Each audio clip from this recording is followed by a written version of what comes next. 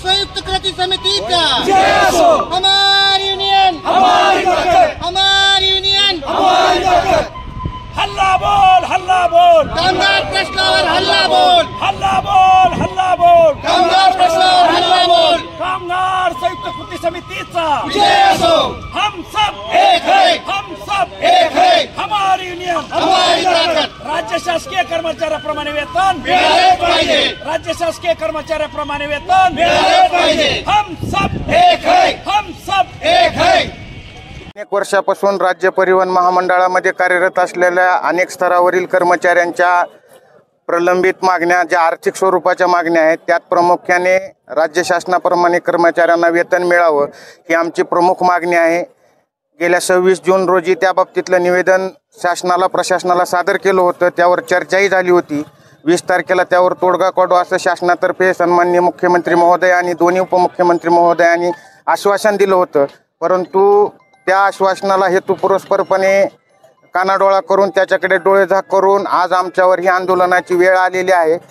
आम्ही महाराष्ट्र एसटी कामगार संयुक्त कृती समितीच्या माध्यमातून आज रोजी बेमुदत धरणे आंदोलनाच्या स्वरूपाचं आंदोलन अवलंबलेलं आहे आणि आमच्या प्रमुख मागण्या जी राज्य शासकीय कर्मचाऱ्याप्रमाणे वेतन दिलं पाहिजे ही जोपर्यंत मान्य होत नाही याबाबतीत स्वतः सन्माननीय मुख्यमंत्री आणि 2 उपमुख्यमंत्री निर्णय जाहीर करत नाहीत तोपर्यंत आमचं हे आंदोलन सुरूच राहणार आहे।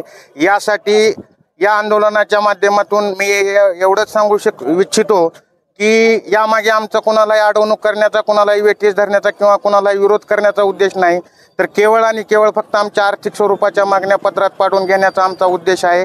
आम्हालाही सर्वांनी, समाजातील सर्व घटकांनी आमच्या भावना समजून घेऊन याबाबतीत सहकार्य करावं अशी अपेक्षा आहे आणि आमचे आंदोलन हे आमच्या मागण्या पूर्ण होईपर्यंत थांबणार नाही, एवढंच मी आपल्याला या निमित्ताने सांगू इच्छितो।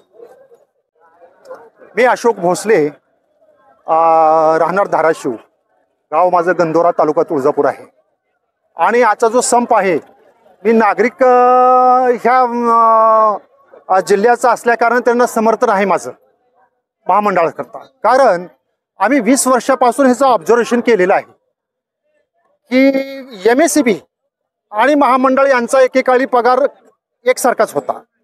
आता अलीकडले 10 वर्ष, पाठीमागल्या 10 वर्षामध्ये MSCBचा पगार ह्यांच्यात 5 पट गेलेला आहे आणि यांचा पगार आहे तिथेच राहिलेला आहे।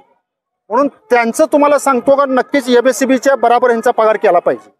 शासनाने याकडं पूर्ण लक्ष देऊन त्यांच्या काय आहे कुटुंबाचं तुम्हाला सांगतो पालन पोषण योग्य रीतीने होईल।